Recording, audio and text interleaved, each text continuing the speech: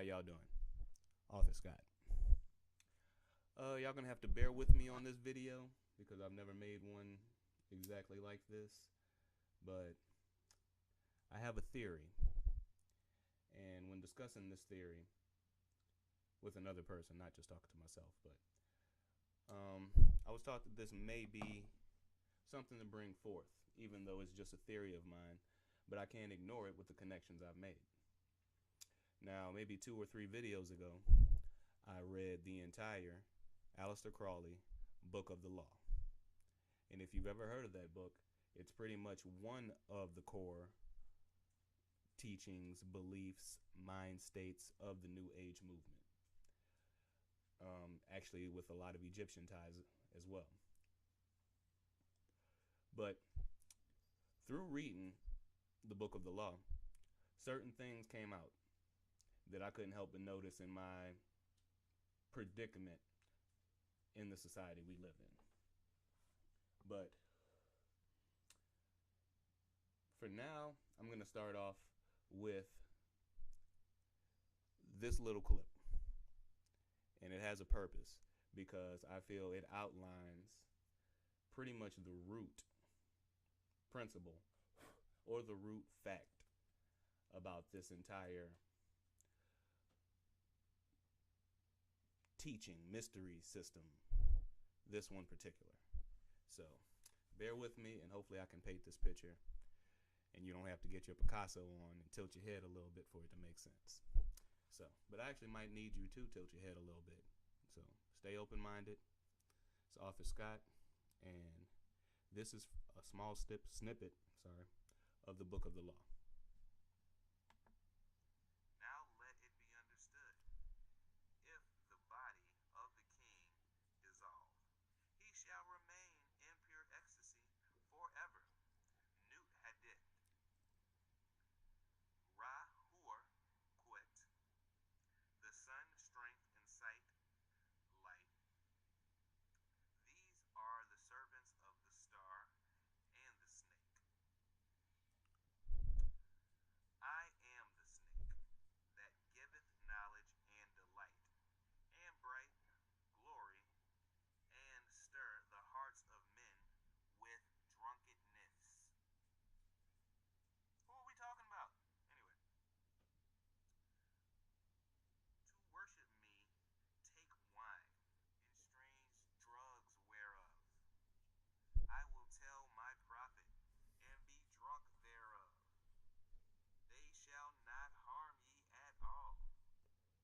It is a lie, this folly against self. The exposure of innocence is a lie. Be strong, O man. Just enjoy all things of sense 5 senses. and rapture. Fear not that any God shall deny thee for this. Don't worry about that. Don't worry about other gods. I got the other gods in check. Don't even worry about them. Do what you do, baby. Anyway, I am alone. There is no God where I am. Literally last line of this page. Page 31. I'm not gonna give it the credit to call it a verse. Line 23, or statement 23. 30 on page 31. I am alone. There is no God where I am. Where is he? Probably Tartarus. Now, I just thought that point kind of symbolized a lot of what may be sitting in the core of some of the souls or lack of souls of the puppet masters that, through what I'm trying to present, may be pulling our strings in more ways than we know. So there's just one more snippet from my video, and it's short. It should be at 1 hour and 11 minutes. If you want to hear the whole book, it is on Author Scott Jr., and it's called The Book of the Law. So that's a minute and 3 seconds. That's a minute and 5 seconds. That's a minute and 7 seconds. I'm saying a minute, I mean an hour. An hour and 10, an hour and 11. So I'm going to go back to 10, 9. All right, let's see where we at. Is in my eyes, and my spangles are purple and green. What the hell is a spangle? I'm wondering who wears purple spangles in the God world. Purple beyond purple. It is the light higher than eyesight. There is a veil. That veil is black. It is the veil of the modest woman. It is the veil of sorrow and the path of death. This is none of me. Tear down the lying specter of the centuries. It's coming. Veil not your vices in virtuous words. These vices are my servants. Ye do well, and I will reward. Now, just a quick point out. I hate to rewind myself because I'm looking at my own face and it seems somewhat vain.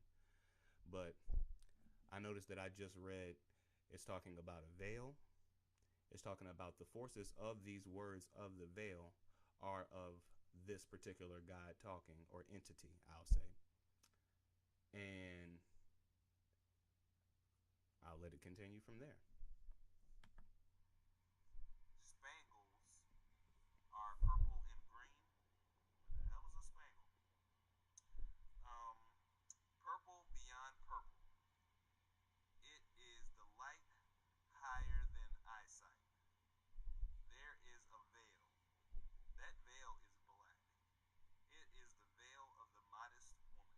It is the veil of sorrow and the path of death.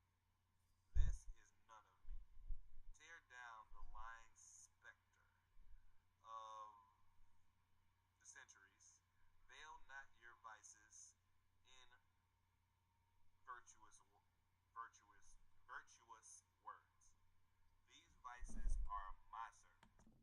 Veil not your vices in virtuous words. That just juggles in my mind weird. But I'm going to continue because I'm trying to get through this. Ye do well, and I will reward ye hereafter. Fear not, O prophet, when these words are said, thou shalt not be sorry. He ain't talking to me.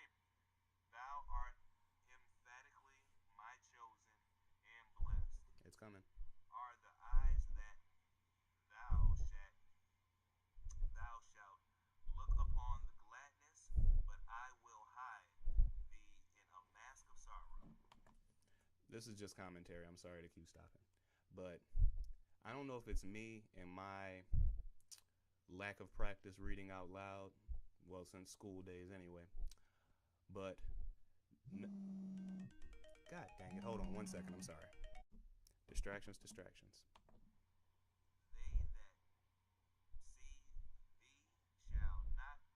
They that see thee shall fear thou art fallen, but I lift thee up. None shall thee who cry aloud their folly that thou meanest naught avail. Thou shalt reveal it. Thou availest. They are the slaves of because. They are not of me. The stops of thou wilt. The letters change them not in the style or value. The letters change them not in the style or value. We've been talking about veils. We've been talking about words of the veils. I seem to be tongue twisted due to my lack of reading out loud in a long time, but I wonder if that's a part of it in its original text to get the reader so lost in the tongue and then present you new letters or new letters at the time. So I will continue. Thou shalt obtain the order and value of the English alphabet. Shock face. Double take. Double and triple take. Thou shalt find new symbols to attribute to them. I'm sorry, I just gotta have a mental fart right now. Excuse me. Air it out. Thou shalt obtain the order and value of the English alphabet. Thou shalt find new symbols to attribute them unto.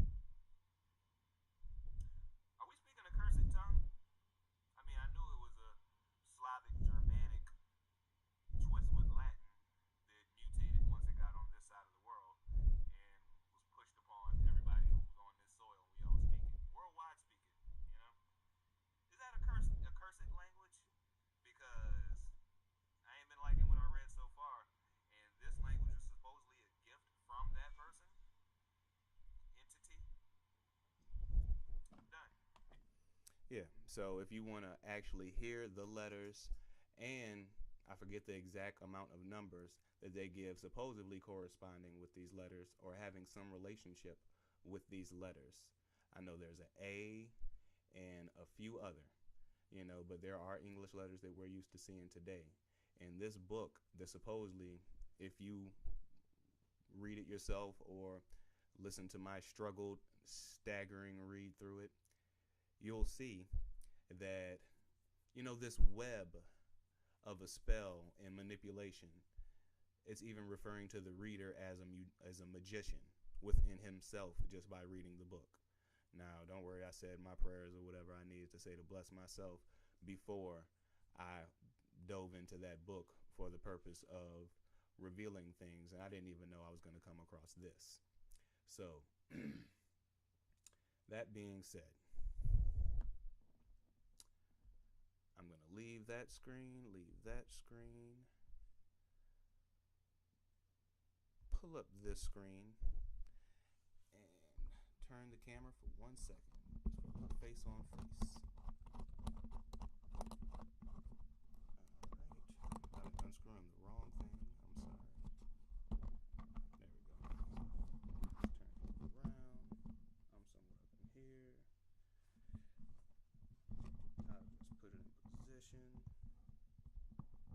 and adjust myself to where I'm sitting, because I'm going to turn it back around in a second. But as you can see, borderline looks like Jim Carrey in the number 23 that I've been looking at this. But I have a few notes on the Book of the Law, and I'm going to connect them to a few things. The notes on the Book of the Law is, I thought it was an interesting note that the feast days are April 8th through 10th, and it's in worship of Tahuti, which they try to play off as biblical Enoch. There is a statement not even 10 pages in where the entity reveals that within the globe, he is everything, and his symbol is the cube within the circle. Now, we already know the globe point. I don't need to touch on that. But the cube within the circle automatically brought my mind to, I'm sorry, it's in Israel / Palestine / that whole Jordan area or whatever, but they got that moon rock, and it's in the black box, and within their holy days, which these April days do kind of align within the ballpark of what Josephus at least said were the days that Moses' Passover took place. So the fact that they're even in the same section of season doing these rituals to this deity makes my eyes open. But it goes on about how a slave will remain a slave and a king will remain a king. And it's not talking about the next life. It's talking about as of now. No salvation, no one is lifted up, yet no one is casted down. It is about the manipulation and what you can bring forth to you in this 3D reality. But that's something else. I really want to focus on the language. But a few more notes are to worship them, drink the wine and the strange drugs. We all know about our little orgy parties that we hear about or whatever, that certain cults take part in. Enjoy all the things of sense, 5 senses, therefore fleshly things. You're ignoring the spirit because as the video quoted, where he is or where that entity is, there is no God, you know, or there's no God to hinder you from anything. So a part that I did not, I should have wrote down the time frame in which this note was taken out of the video, whatever. But if you watch or read the book of the law, you'll notice that the entity says his prophets are not to be found on the mountains. And that stuck out in my head because we talk about that mountain, you know. His prophets ain't on the mountain. His prophets are surrounded by beasts of women with long limbs and fire in their eyes. His one, you know, the prophet is amongst the hoes. I know they play that whole Jesus and Mary Magdalene game or whatever, but you do your own Masonic connections with the New Testament. That's your business. Well, not necessarily. We're going to touch on it, but it's not the main focus.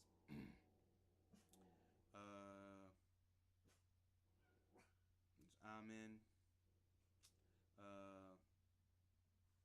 That's pretty much all I want to touch on the book of the law. You can watch the rest of it for more insight on that or whatever. But my main reason for even connecting the book of the law to what I'm about to show, which is 3 minutes of a video that I will follow through with talk, and I should have enough pinpoints that you could do your own research.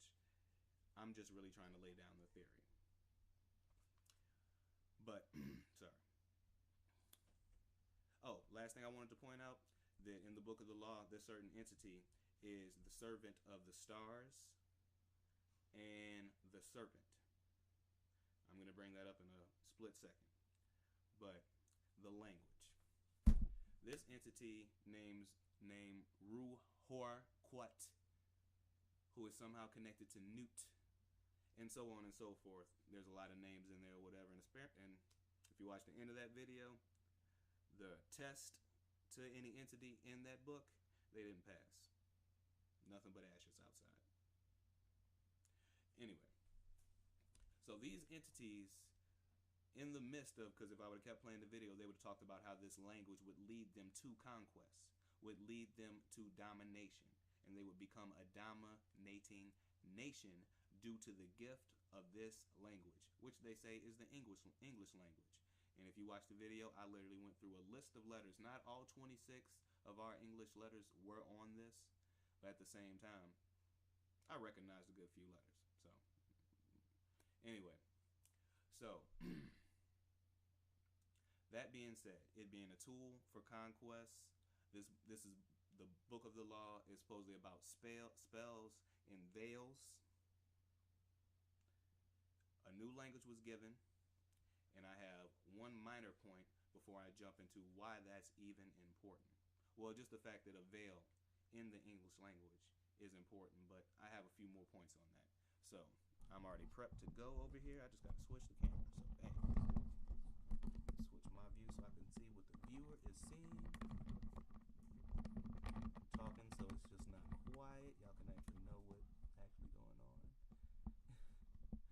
All right. T. Gosh, come on. You know what I'm saying? When you got something important to do, you know what I'm saying? Distractions try to get you. Stop me then. Rotate this thing. It's the bottom piece. Lefty loosey. Righty tighty. Oh, don't do this to me. I'm sorry.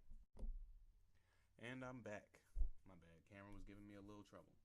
But before I play this clip, I was going to say Francis Bacon. I'm connecting him to the book of the law for the purpose. Well, I'm not going to give all the reasons just yet. But know that knowledge is power. Supposedly, they attribute to him. The French Rosicrucians or whatever, when they became a dignified order in, I have multiple dates or whatever, but I see 1717 on my paper or whatever, and supposedly that's when modern masonry, or the very first grandfather, which is Francis Bacon, 1717 that's when it actually perfected into the masonry that we recognize today. But also all off of Francis Bacon's blueprint. The Godfather of Enlightenment, Thomas Jefferson to George Washington. Benjamin Franklin considered himself carrying the torch in finishing Francis Bacon's great work. And if you know anything about Benjamin Franklin, he did spend a lot of time in those French Mason type places or whatever. They say the French Revolution actually partially was inspired by some of his writings. He was a lawyer, an alchemist, and I will continue the rest after this short clip. Keep the book of the law in your mind. Egypt, no God where they are. New given language.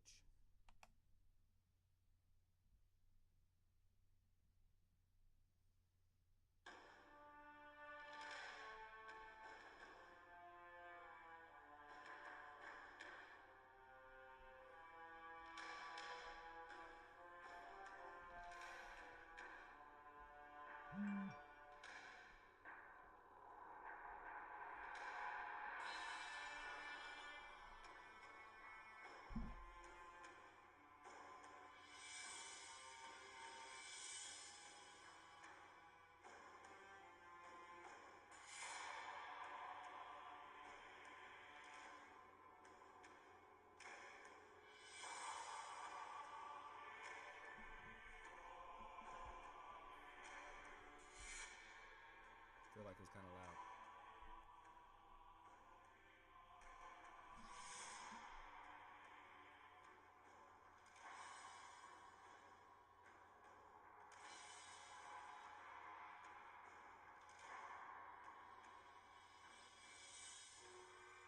Throughout recorded history, mankind has dreamt of building the perfect society, an empire that might somehow satisfy the needs of every man. An ancient legend cast the shadows of one such society that is said to have existed long ago.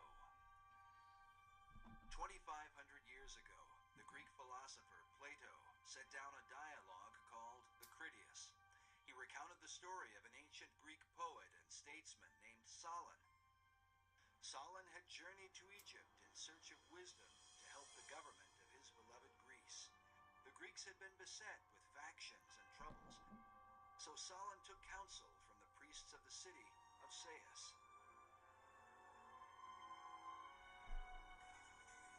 An old priest told him, "O Solon, Solon, you Greeks are never anything but children.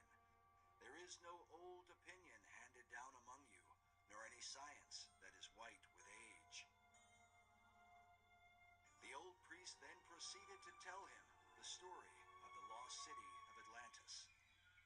In the centuries that would follow, scholars and researchers have debated whether Plato's Atlantis was intended to be an account of real history or simply an allegorical myth.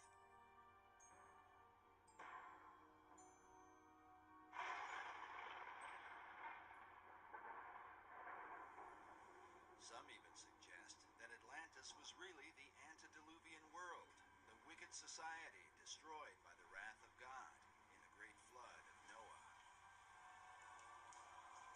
In the 20th century, Plato's account was further supported by Masonic philosopher Manly P. Hall. Hall claimed that Atlantis had once been a vast and mighty empire that extended to the whole world, a philosophic commonwealth of nations that one day was destined to be rebuilt. This is another short snippet just to show you how they considered Francis Bacon. Because most of the things that this historian, I'll call him, they're taken not only from Bacon, but as well as the works of Thomas Jefferson, George Washington, Benjamin Franklin. You get our quote-unquote founding fathers. So, 3 minutes of this snippet. 3 minutes. Sorry.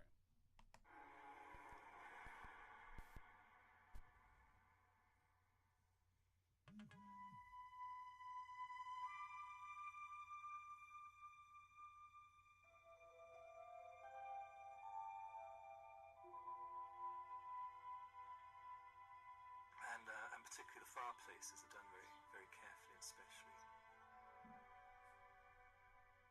But the Compton and Spencer rooms still have the original carved panelling in and the carved fireplaces, full of Masonic and Rosicrucian themes. That was done by Sir John Spencer, and the carvings are dated around about 1598 to 1601, that period. Well, eventually the house was taken over by Francis Bacon when he became when he was made Lord Keeper of the Great Seal and then Lord Chancellor, and he rented the house for the rest of his life. And it's during this time that what's called the Invisible College was founded, and many other things were done, and he's known to have carried out scientific experiments there. And it's quite clear too that the house was the perfect meeting place for his Rosicrucian group. You know, it was a headquarters outside London. It was private in those days. It could be well protected out of prying eyes. This labor of pursuing knowledge in secret represents Bacon's belief and method of working. In his New Atlantis, he wrote of a society that observed all things, but was known by no one. The symbolism of Bacon's home at Canonbury Tower, with all its mystery, supports the mystical view of the man, held by Dawkins himself. Mystic symbolism. Well, using sort of Eastern terms, I'd say he was a master, but what in India they call a real master. But he was here in Europe, in the UK, or in England at that time, and he was just an extraordinary being. I actually think that he was the one that Paracelsus made the prophecy about, called Elias the Artist, referring to Elijah. And in tradition, Elijah is said to come again and again to prepare people for the coming of the Messiah, or coming of the Christ, which has many different interpretations. And Bacon himself called himself the herald of the New Age, which is the title of Elijah. The question posed by critics of Baconian theology is, what Christ did Bacon come to herald? And let me readjust my camera. Okay. Now I could go on and on with the videos. There's plenty of evidence, not only YouTube videos and documentaries, which are backed by Discovery Channel, historians, National Geographic, probably some I hate that word, Smithsonian. Anyway. But these are all things you could look up for yourself, and I'll ballpark at the end, or nutshell if you want to call it that. But you'll find in the beginning of the Rosicrucian order that there was a person named Dr. John Dee, who worked under Queen Elizabeth, right after Queen Bloody Mary. So Bloody Mary, Queen Elizabeth, John Dee's right under him, and Francis Bacon is his apprentice.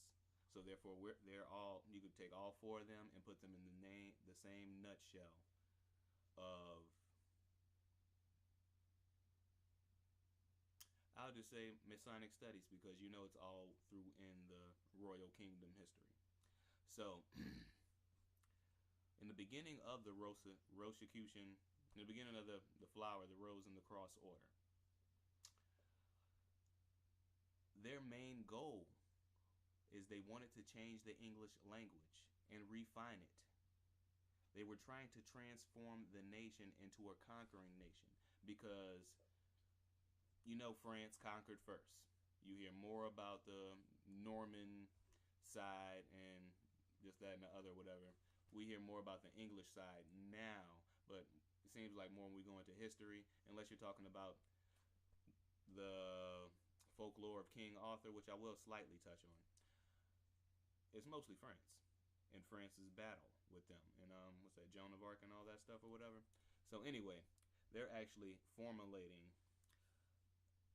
what we could look at as a takeover, but you know these lodges, it's not necessarily nation against nation. I think they're grouping, conquer, divide and conquer. I think it's like partly that. But anyway, just a few more touches on that before I ballpark why all this means the same thing in my mind. But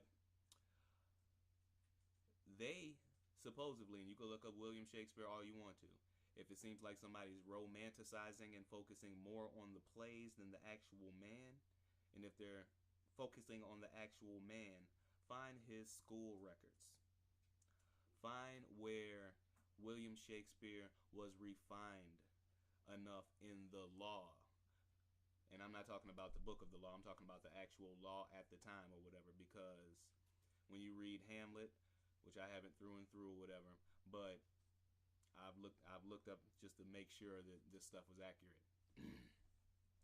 But Hamlet, William Shakespeare, God darn it, I'm sorry. Hamlet, Romeo and Juliet, and there's a few other plays he got. It doesn't really matter, whatever, because they all have within them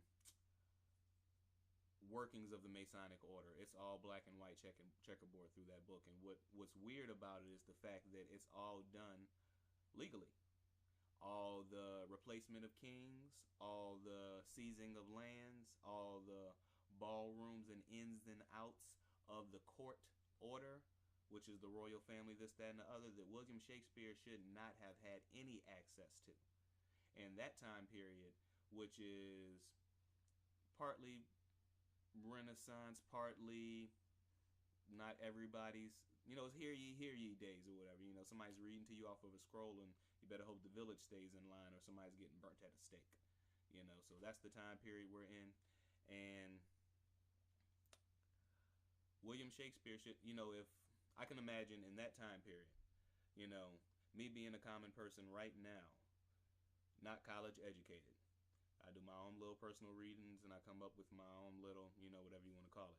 But if I were to say something too correctly to a man who has gone to, let's say, Harvard or something, this, that, and the other, and it seems that I'm too on the money with my information, he will look at me and be like, Oxford? What Duke and Duchess are you related to down the line? Let me guess, you're a servant? And if I don't have a yes for one of these, I shouldn't have any of the information that I probably just told him. So William Shakespeare is within that ballpark. They can't find his education. He's nowhere near the court system, and I'm not talking about, judge and hammer. I'm talking about, the court system. I think it's supposed to be like that. I'm sorry. So anyway, when you go to looking into Shakespeare and the connection with the Rosicrucians, I'm going to stop saying the word, Rose and Cross order. When you look into that, you see that Shakespeare is actually a pun on Apollo and Athena, which in Greek and Roman mythology are considered the original Shakespeares, and they shake their spear of knowledge at the dragon of ignorance, or vice versa. I'm not really into the whole Greek mythology thing, but I do know that, okay, Shakespeare, you get it. And they can't find any proof on this guy. You look at any pictures or whatever, his skull shape is changing, his eyes are, your eyes are supposed to stay the same distance apart your entire life. So, he's going through some changes that are not natural. So therefore, he's kind of a composite. And there's plenty of research you can do to prove that Shakespeare is a composite or whatever. They're telling you that, a black servant wrote this, that, and the other. They're passing the buck any way they can to keep the history and keep it valid, which I'm finding another way that it's valid. So, Apollo being the sun being a star. Athena, whenever you see Athena, she got that spear right in the air with her little shield and all that other junk or whatever, riding on the chariot, right? She's shaking the spear, ignorance, enlightenment, whatever you want to call the analogy, at the serpent.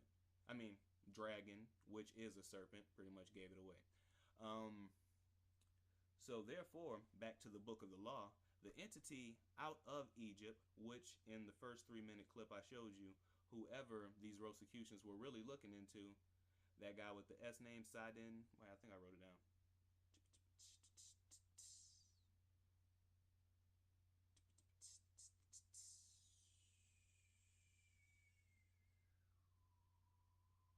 I feel like it would be at the top of the page. Anyway,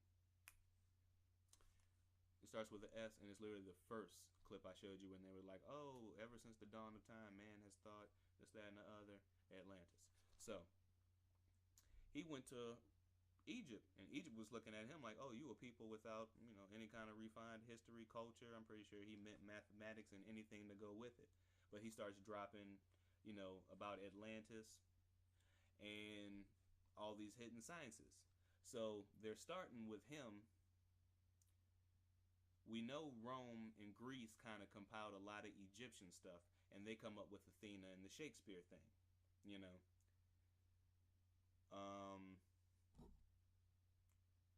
I'm sorry, Francis Bacon and the Rosicrucians take the whole Shakespeare of Athena and against the light year. I told you, look it up yourself. It's literally like that's the myth lore. The Francis Bacon stuff is the history. So, or maybe they're both history. But so Francis Bacon twists that. You could pretty much take Shakespeare and just throw that right into Francis Bacon, because they're saying that all the works of Francis Bacon, all the works of Shakespeare are the writings of Francis Bacon, or at least some of the Masonic themes that were carried out. Maybe the love stuff was a black slave, a Moorish woman. We don't know. Well, I don't anyway. I didn't look into that section of it. But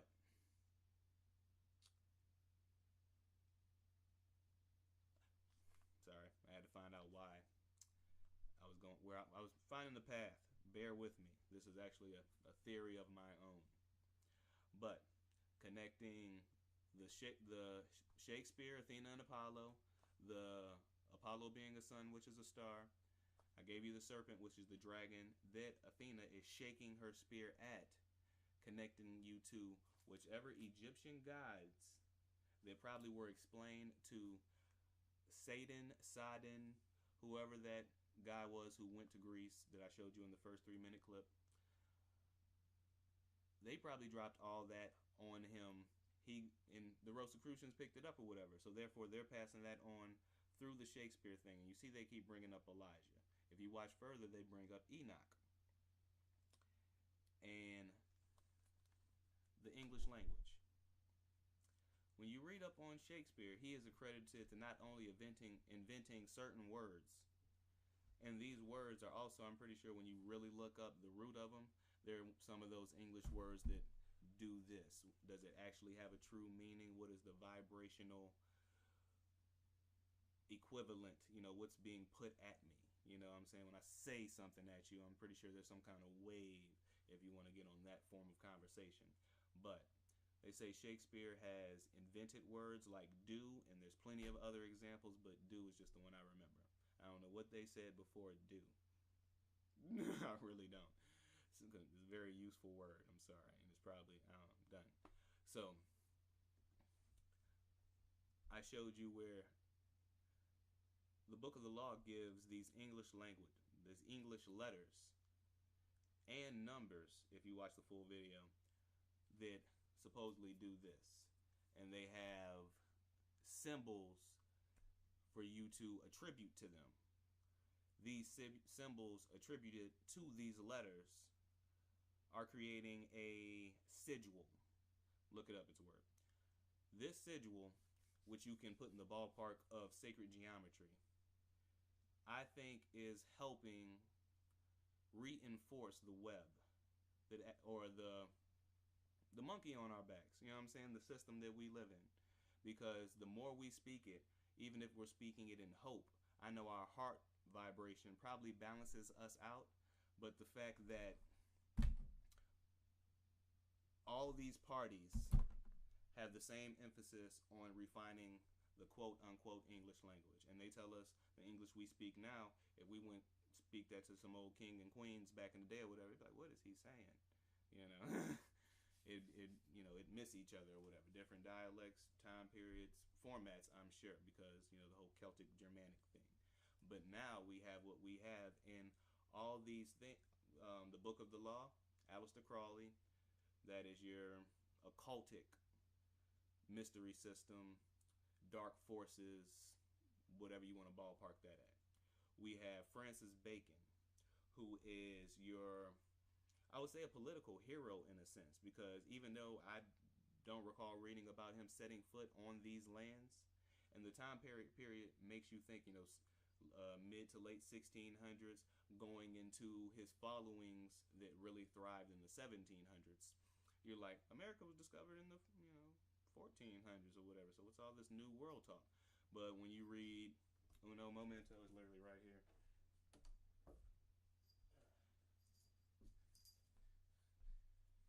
It's dirty because it's been going through something. It's actually been at my house a long time. And, well, not a long time. I've been watching Lex for like 2 years, you know.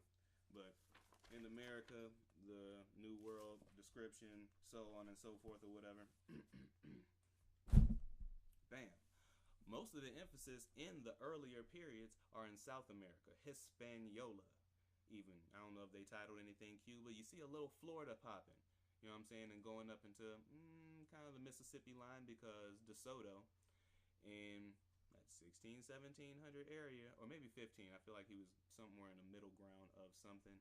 He wasn't my focus, but he came up through Florida, hooked a right. I think he even curved up into the Carolinas and the Alabamas, if I'm not sure. But then he came back down pretty much to what's called DeSoto Parish, Louisiana, went down, and I think he went back home and died. So, DeSoto.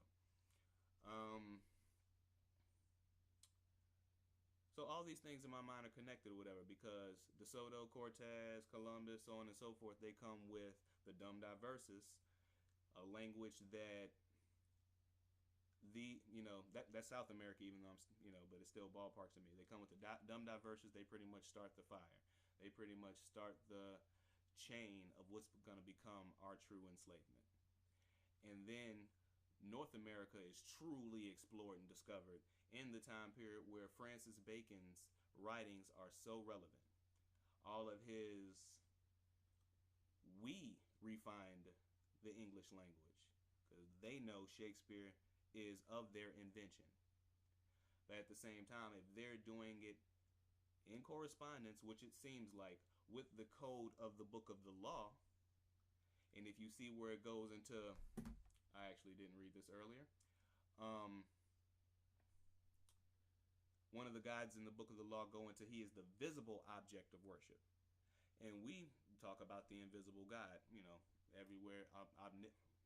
Those big words, omnipotent, something like that. Anyway, and they actually go into how to bake these breads with blood. They tell you the levels of blood and how it is energetically valid given on the sacrifice to this Egyptian deity. That, you get what I'm saying? It's like, okay, a woman's menstrual moon blood. So I guess a menstrual during a full moon, or I don't know if it just naturally lined up like that way back in the more natural world. That's a whole nother, that was a brain thing. Anyway, well, a woman's menstrual is supposedly first and foremost. Then you want a child's blood if you just need something a little bit lighter. If you're really just thinking about feeding more people, it's more quantity than quality, then you'll have a priest, or at least of the least, a worshiper and an animal. And yep, just pretty much, you could read the book of the law for yourself.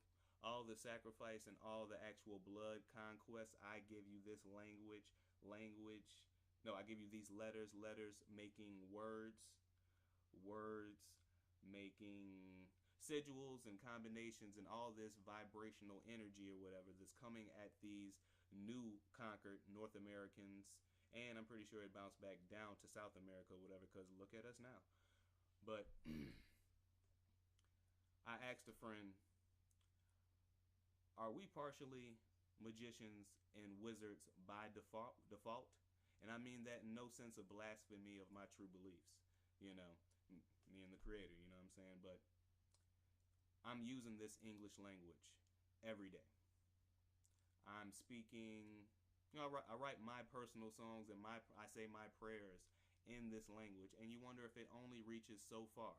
I know the heart is truly judged, but as far as the things here in this physical reality that we know the creator controls all or whatever, but we're going through a test. test and testament, however you want to put all that through. So I can go in circles about the ballpark of it all or whatever.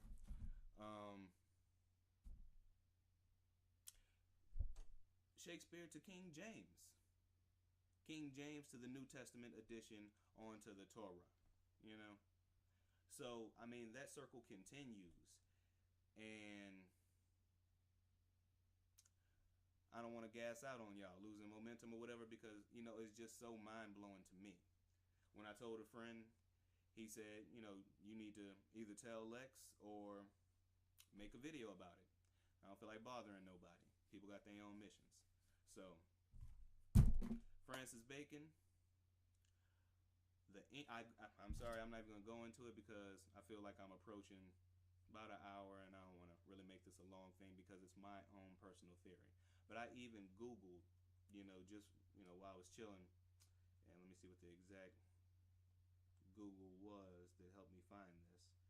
And I was like, okay, if there's nothing there, maybe I'm reaching in my theory.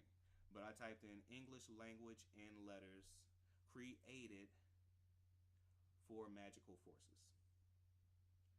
And I also typed in witchcraft, just kind of a extra word to give the thing to feed off of or whatever. But man, there was so much junk on that. And what I clicked on is truth about English phonics and phonetics, etymology, and so on and so forth. But it literally goes into darn near what I was saying. I've been, I'm a borderline musician. I don't even want to call that. I play with guitars when I'm bored.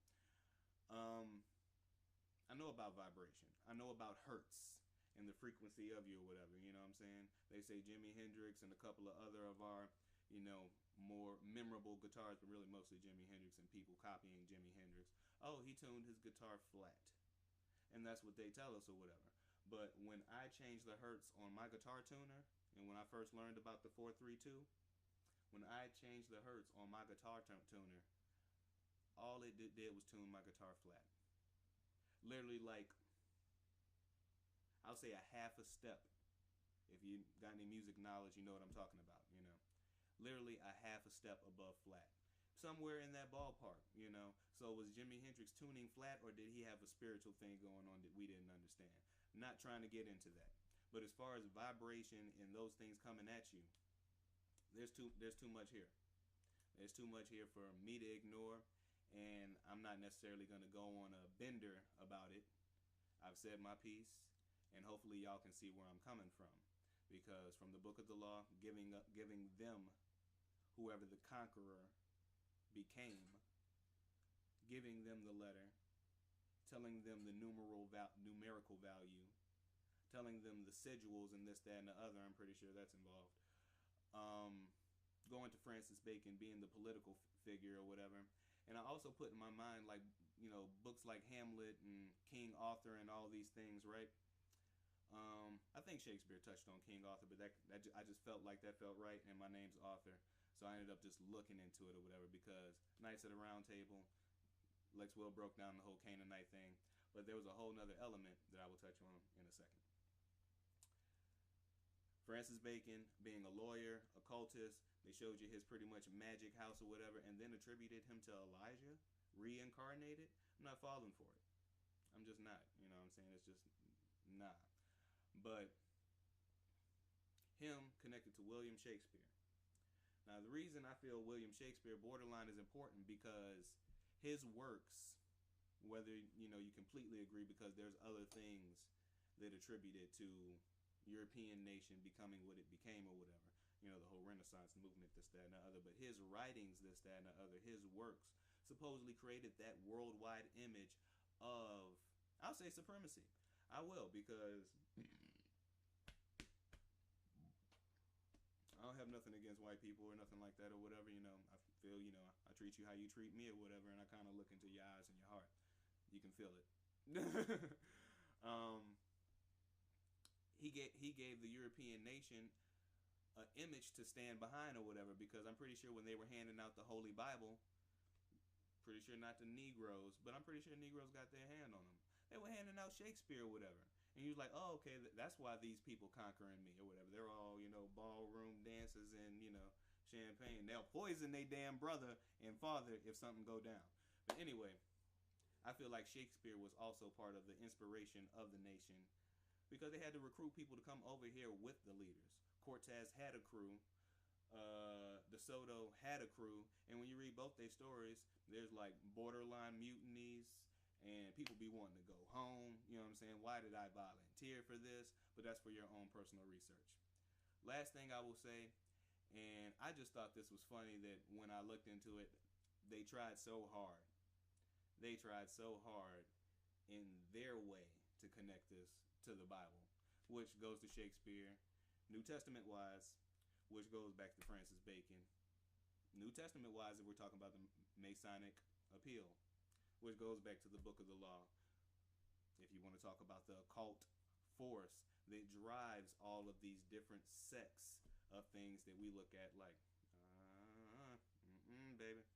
So, last thing I wanted to touch on because I thought it was interesting or whatever is that guy's name was Salin. It's right there in blue ink. I got multiple colors for multiple points. Blue ink, the original guy in the 3-minute video who went to Egypt and got schooled, and the Rosicrucians and them, this, that, and the other kind of followed him, created their own thing, so on and so forth. But Salin, and he went to Egypt, found about Atlantis, didn't do it in his lifetime, passed the torch, and it seems to still be going, But I have here King Arthur. King Arthur is an interesting story because it creates that kingly pride that Europe is known for.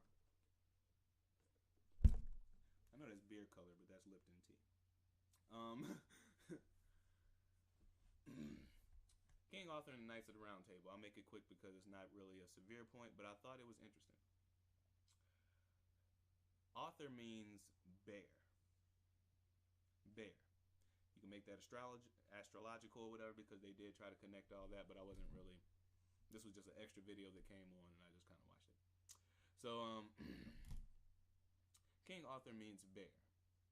King Arthur is the king of the 12 Knights of the Round Table. Now, Percival, if you read the story, is considered the wounded knight. There's some scene that happens, I don't know if it's somewhere before or after Lancelot creates that beef by sleeping with the wife, but Percival takes his sword and drives it between his thighs. They really don't say, the private area. They say between his thighs. But if we're talking about Masonic things, we know what they're talking about. So,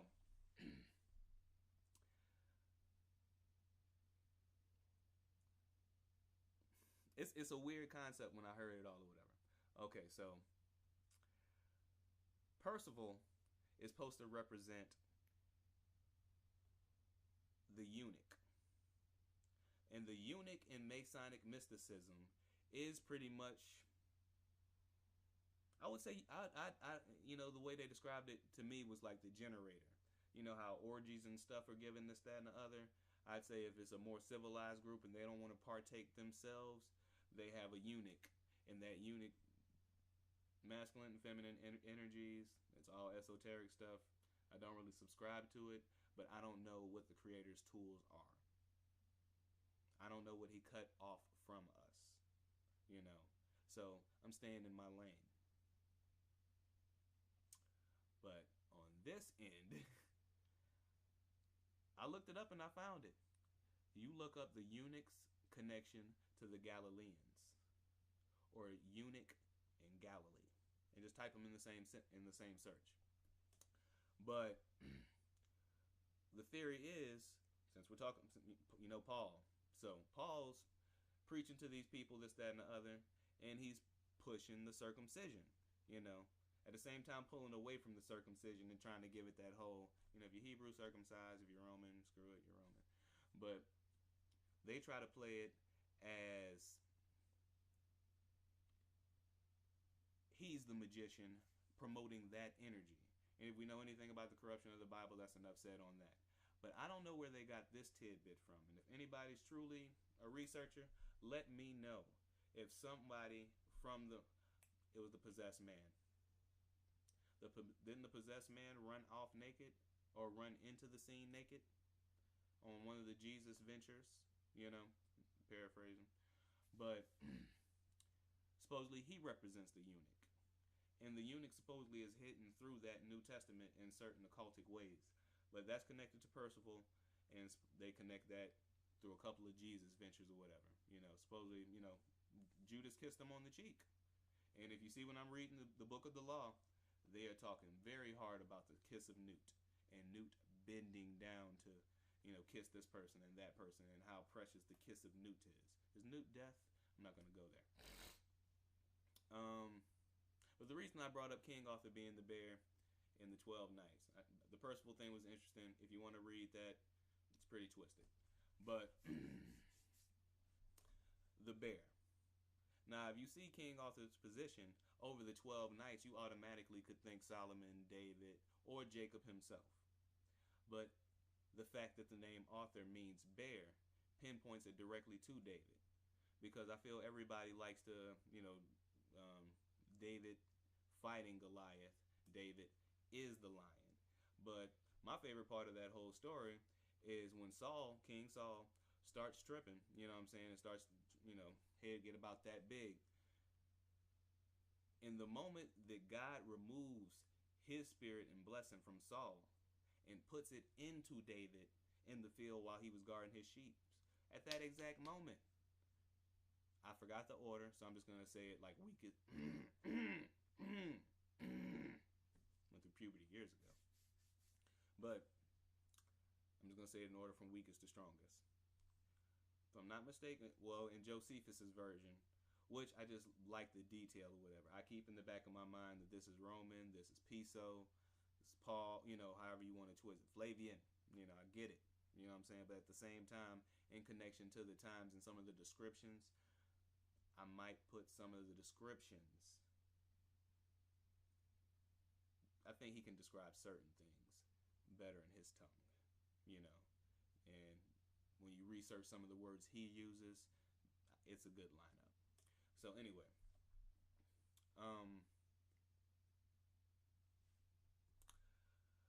attacked by bees. David was attacked by something to do with some bees, if I'm not mistaken. Then he was attacked by a lion, and we know about him killing the lion. It's a fine story. But David was attacked by a bear. And just the position and the fact that David was attacked by a bear, King Arthur means bear. I don't know why my camera cut off, but King Arthur being the bear. David being attacked by a bear. David conquered that bear.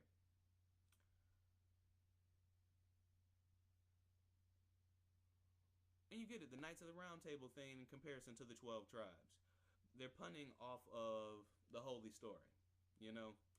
And when you think about the borderline mirror of the two-way mirror, the two-way street of good and evil, righteous and unrighteous, constructive and destructive, however you want to look at it. Those are little lines I can't ignore. So, watch what you're saying to people. Watch what you're saying to the Creator. And we need a different tongue.